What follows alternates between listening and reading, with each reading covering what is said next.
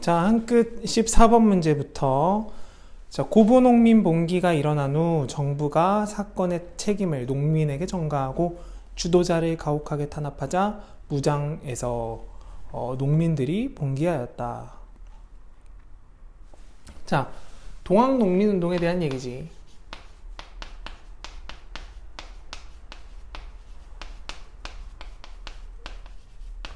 자, 동학농민운동 1894년. 1894년에 있었던 여러 가지 사건들 중에 가장 중요한 게 동학농민운동, 그리고 청일전쟁, 그리고 가보개혁. 이 세 가지가 있었지. 자, 이 세 가지가 1894년에 있었던 사건이고, 지금 이 사건은 동학농민운동에 대한 설명인데, 자, 동학농민운동의 발단은 어떻게 됐다 그랬어? 1번 고부군수 조병갑의 학정 때문에 이제 시작이 됐지. 자, 이거에 대응해서 전봉준을 필두로 한 그 농민군이 농민 봉기가 벌어지고, 농민 봉기로 인해서 조병갑을 혼쭐을 내주지. 혼쭐. 자, 이 사건을 조사하러 온 조선의 관리가, 조선의 조사가 있었고, 그 결과 책임을 누구한테 전가? 책임을 농민들에게 전가한다.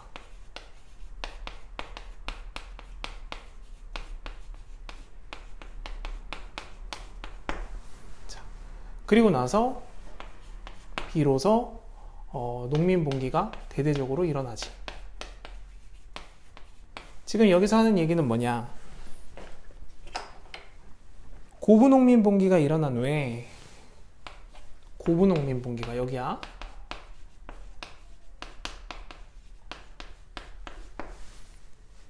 정부가 사건의 책임을 농민들에게 전가했다. 이 얘기가 나오는 거지. 그리고 나서 농민 봉기. 이게 바로 동학농민운동의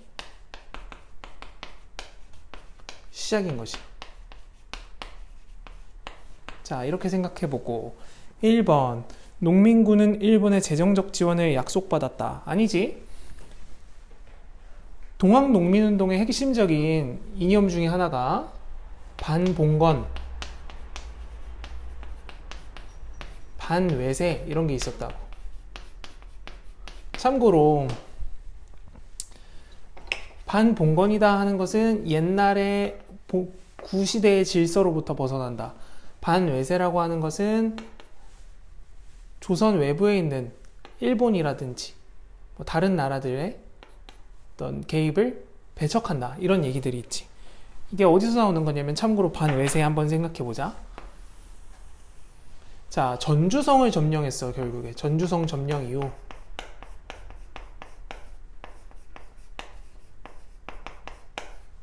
자, 조선의 정부는 전주성을 점령한 농민군들을 진압할 수가 없었고, 청나라에 도움을 요청하지. 그래서 자, 여기 한번 그려볼게.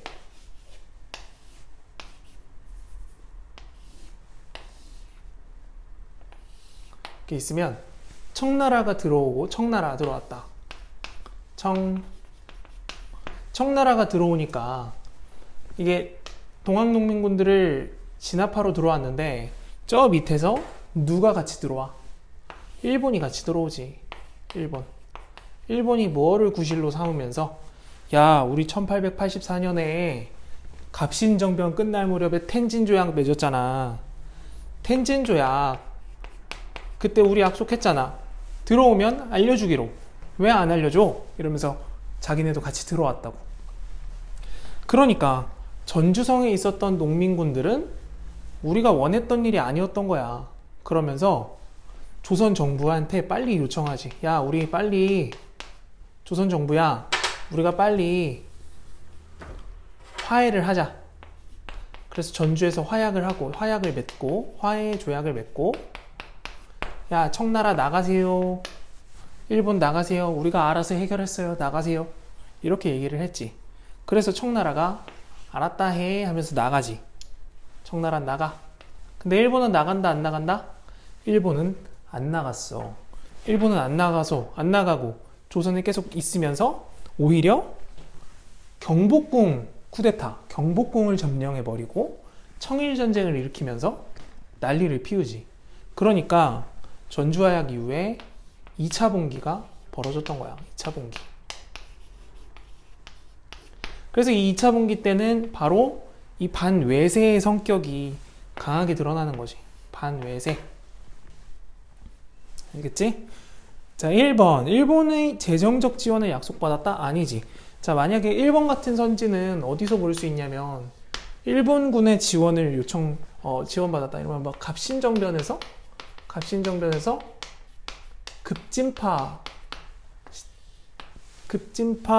개화 세력이 일본의 지지를 얻었다. 이런 내용은 할 수 있겠지. 근데 동학농민운동은 일본하고는 아니고 반외세. 자, 2번. 농민군은 보국안민, 제폭구민을 구호로 삼았다. 그렇지. 여기서 동학농민군을 일으키면서 보국안민, 나라를 지키고 백성을 편안하게 한다. 제폭구민, 폭정해서 백성들을 구제한다. 이런 내용들이 이념이었었던 것이고, 3번. 농민군이 패전개혁안을 실천하며 신분제를 폐지시켰다. 자, 패전개혁안은 어디서 나오냐면 이게 전주화약에서, 자, 여기 전주화약 한번 보자. 전주화약을 맺으면서 우리가 잘하고 있다라는 걸 청하고 일본한테 증명을 해야 되잖아. 그러면서 세운 게 뭐였다? 집강소를 세웠다. 이 집강소에서 이제 패전개혁안을 실시하는 모습들을 보이게 되지. 그런데 신분제가 폐지된 것은 이때가 아니라 언제야? 갑오개혁 때 신분제가 폐지된 거지. 자, 3번. 갑오개혁 때 신분제 폐지니까 3번 틀렸고. 4번. 농민군이 황토현, 황룡춘 전투에서 정부군에게 패하였다? 아니지. 자, 이 전주성을 점령하기 전에 황토현 전투, 황룡춘 전투, 황 전투에서 승리하면서 그 다음에 전주성을 점령하게 된 거지. 4번도 틀렸고. 5번. 농민군이 공주 우금치에서 승리했다. 자, 이것 봐. 2차 봉기를 벌이면서 농민군이 위로 올라가지. 근데 올라가다가 어디에서 가로막혀? 공주 우금치에서 거의 학살에 가까운 패배를 겪게 되지. 그러면서 전봉준도 체포하게 되고 동학농민운동은 여기서 끝나게 된다. 5번. 그래서 공주 우금치에서 패배했다. 게다가 뭐라고 써있어? 정부와 전주화약을 맺었다? 시간 선호도 잘못됐지? 자, 14번 됐고. 자, 15번. 밑줄 친 부분의 근거가 된 조약. 자, 동학농민운동의 진압을 위해 정부가 천의 원군을 요청하여, 어디 얘기야? 정부가 천의 원군을 요청하여 들어왔는데 일본도 조선에 군대를 파견하였다. 무엇을 근거로 내세우면서? 텐진 조약을 근거로 내세우면서. 답은 15번 답은 2번이다. 자, 16번. 동학농민운동을 평가한 내용으로 적절한 것은 반봉건, 기억, 반봉건 운동이었다. 맞지? 기억 맞고. 니은. 외세 침략을 저지하고자 하였다. 외세 침략, 반외세. 디귿. 최초로 근대국가 건설을 목표로 하였다. 최초로 근대국가 건설을 목표로 하였던 것은 갑신정변이지. 근대국가 건설 목표. 내가 갑신정변은 3일 만에 실패했다 그랬지? 리을. 조세정책에 대한 개혁을 제시하지 못했다? 아니지. 조세정책 개혁도 동학농민군들이 주장을 했었어. 동학농민군들이 주장을 했던 것 중에 여러 가지들이 뭐가 있냐면 과부의 재가를 허용한다, 조세를 개혁한다, 뭐 이런 여러 가지 이야기들이 있었지. 신분제 뭐 폐지 이런 얘기도 나왔지만 신분제 폐지는 나중에 가보개혁 때야 이루어졌다, 이런 얘기들 기억해두고. 17번 1894년 일본이 경복궁을 점령하고 새롭게 세운 김홍집 내각은, 자 여기서 잘 봐야 돼. 김홍집 내각이 이 가부개혁을 할 때 이제 일본군이 이 청일전쟁 그리고 동학농민군을 제압한 다음에 여기서 김홍집 내각을 만들지. 아직은 뭐 일본이 청일전쟁 때문에 바쁠 때였지만 이 김홍집 내각을 통해서 가보개혁을 실시를 한단 말이야. 우리 조선을 뺏어먹기에 알맞도록 이렇게 요리를 하는 과정이라고 생각을 하면 돼. 그때 가보개혁을 하기 전에 조선 정부가 스스로 교정청을 세우지. 교정청을 세우고 스스로 개혁을 하려고 하지만 실패했다, 이런 내용들이 나오지. 그래서 우리 여기 보면은 헷갈리는 게 뭐랑 뭐가 헷갈린다 그랬어요. 이 집강소랑 교정청을 헷갈리면 안 된다. 자, 교정청은 가보개혁 전에, 집강소는 전주화약 이후에, 이런 얘기들 기억해 두자. 17번 문제는 이 김홍집 내각의 가보개혁이 어떤 내용을 가지고 있느냐, 이런 얘기지. 1번 과거제를 폐지했다, 맞지? 1번 과거제 폐지 맞고, 2번 교정청을 설치했다가 아니고, 3번 개국기원을 사용하였다, 맞지? 4번 근대적 개혁을 진행하였고, 5번 조세의 급납화, 맞지? 특히 조세의 급납화 관련해서 그 기구가 뭐라고 했었어? 탁지아문이었지. 탁지아문.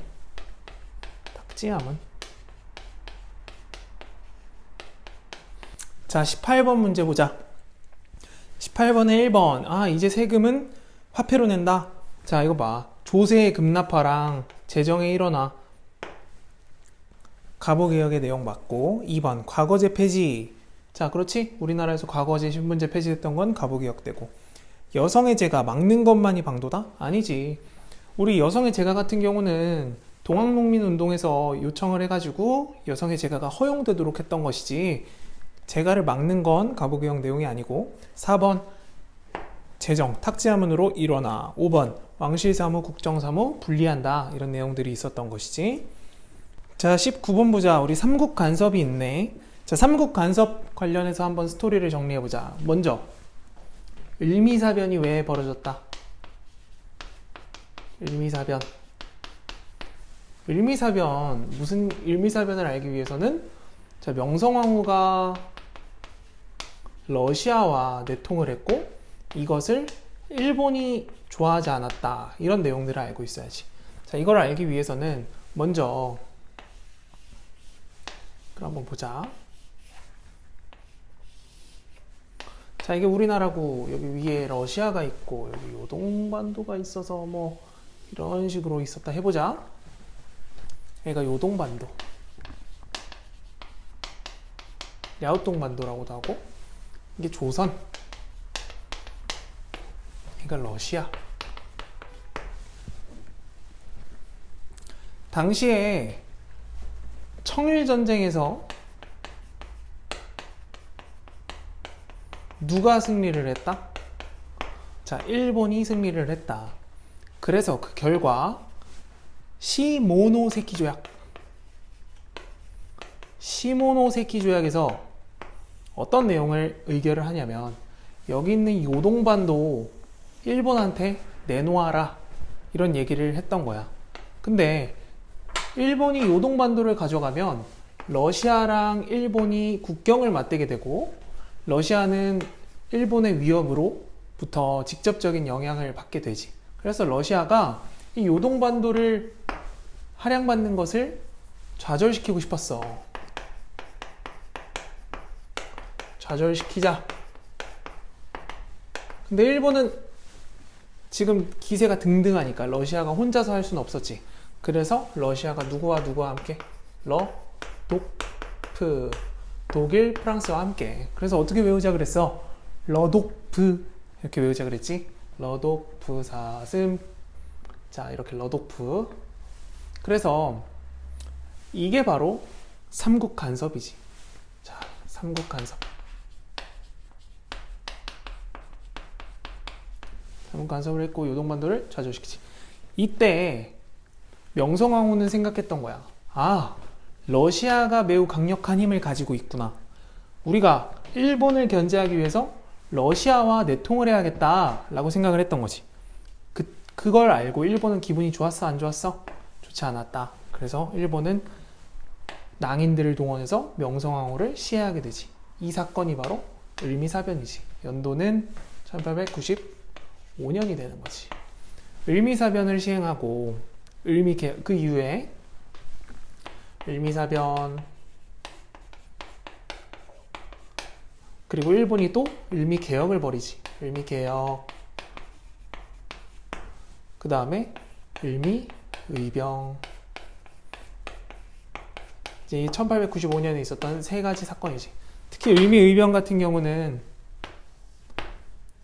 이 을미개혁에 있었던 뭐 단발령이랄지 태양력 사용 등에 의해서 이런 태양력, 단발령, 태양력 사용 이런 것에 반발했던 어떤 의병이었지. 그리고 아관파천이라고 있죠. 아관파천.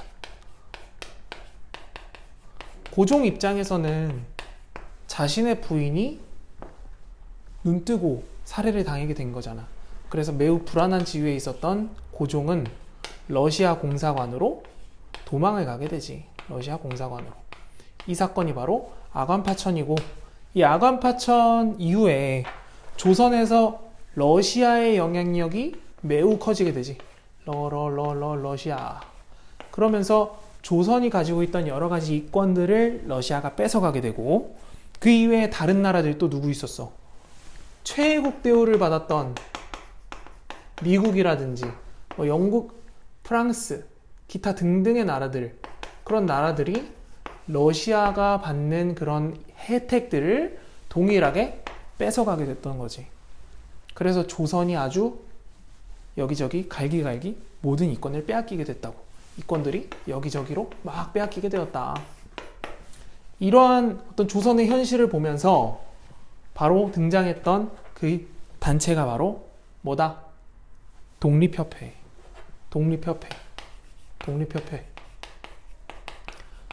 누가 필두가 되어서, 서재필이 필두가 되어서 독립협회 활동을 하게 되고, 독립협회가 바로 자, 고종이시여 얼른 돌아오세요. 우리 나라가 이렇게 되고 있습니다. 이런 운동도 했고, 또 만민공동회, 모든 사람들을 모아서 만민공동회도 하고, 그리고 관료들과 함께 관민공동회도 하면서 조선의 여러 계몽운동까지 실시했던 단체가 바로 독립협회지. 자, 19번 문제를 보자. 삼국간섭 이후 조선이 러시아를 이용해 일본을 견제하자 일본은 명성황후를 시해하였다. 자, 1번. 일본이 삼국간섭을 물리쳤다? 아니지. 이 삼국간섭에 굴복해서 요동반도를 할양받지 못하게 됐어. 그래서 1번은 틀렸고, 2번. 자, 이 삼국간섭 어디 나라라고? 러독프. 2번 틀렸고, 1번 틀렸고. 자, 3번. 조선 정부가 김홍집, 박영우 연립내각을 구성하였다. 아니지. 아직은 김홍집, 박영우 연립내각 같은 경우는 2차 가보개혁 얘기야. 2차 가보개혁. 4번. 디귿. 명성황후를 시해한 게 아관파천이야? 아니지. 이 을미사변이 바로 명성황후를 시해한 사건이고. 5번. 을미의병이 일어나는 계기가 되었다. 그렇지. 을미의병. 바로 을미사변과 을미개혁에 의해 을미의병이 벌어졌다. 자, 20번. 가보개혁과 을미개혁은 일본의 간섭 속에서 추진되었기 때문에, 자, 일본의 간섭 속에서 추진되었기 때문에 한계가 뭐였냐? 1번이지 바로. 군사제도 개혁에 소홀하였다. 나머지 내용들은 다 있었지만 일본이 우리나라 군사가 강해지는 건 원하지 않았지. 그래서 군사개혁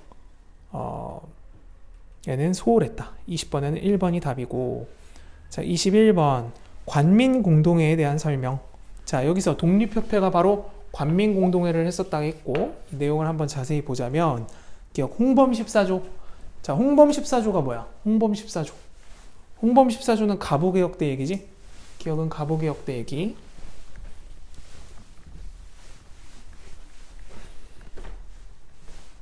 기억은 갑오개혁. 니은 정부 대신들이 참석하였다. 맞지? 관민공동회는 정부 대신들과 함께 했던 내용들이고, 디귿 근대적 의회 설립 추진했다. 맞지? 우리나라에서 근대적 의회 설립. 그리고 리을 지게를 발급하여. 자, 지게 발급 언제 생각해보자 그랬어? 지게 발급. 이거 지게 발급 같은 경우는 고종이 한 거지. 지게 발급은 고종이. 이거 굉장히 많이 나오는 거야. 고종이 언제? 광무개혁 때. 광무개혁이라는 건 또 언제야? 독립협회가 이 아관파천했던 고종을 환궁시키고 1897년에 고종이 광무개혁을 하고, 그때 이제 고종이 지게 발급을 했던 거지. 지게라는 건 토지 소유권을 증명하는 증서, 그 지게였지. 자, 다음 문제. 그래서 답은 기역과 니은과 디귿이고, 22번. 자, 22번이 바로 이 광무개혁에 대한 얘기네. 광무개혁. 대한국은 세계 만국이 공인한 자주독립제국이다. 대한국 대황제. 그러니까 고종이 스스로 황제를 칭하게 된 게 이제 광무개혁이잖아. 그리고 대황제 육해군을 통솔한다. 이게 가장 중요했던 포인트 중에 하나가 군대 개혁을 강조를 했지. 군대를 매우 강력하게, 그리고 황제권도 매우 강력하게. 황제권이라고 하는 건 스스로 고종이 황제가 됐으니까 매우 강력하게 했다. 1번 신분제 폐지 규정했다는 갑오개혁에 대한 얘기고, 1번은 갑오개혁에 대한 얘기지. 2번 재정이 일어나는 이미 갑오개혁 때 탁지하문으로. 근대적 의회 설립 아니지. 의회는 민주주의에 대한 얘기고, 광무개혁은 황제권, 전제 군주권을 강화하겠다는 거니까 3번 틀렸고, 4번 대부분 권한이 황제에게 갔다. 4번이 맞지? 5번 대한제국이 공화정임을 확실하였다. 공화정은 왕이 있어 없어? 공화정은 왕이 없어. 이 황제권을 강조하는데 공화정을 추진했다? 모순되는 이야기지. 자, 23번 1번 구본 신참 맞지? 2번 시위대와 진위대가 있고 병력을 강화했다 맞고, 3번 신분제 폐지 조언금지역은 갑오개혁에 대한 설명이지. 3번이 틀렸어. 4번 지게 발급 근대적 회사 설립 맞지? 5번 유학생 파견 학교 설립도 광무개혁 때 얘기다. 자, 24번 보자. 마지막 문제. 24번. 자, 순서를 보면 갑신정변 언제? 1884년. 니은 을미개혁 언제? 을미개혁은 1895년. 이모군란은 잊지 말자. 이모군란 1882년. 그리고 동학농민운동은 1894년.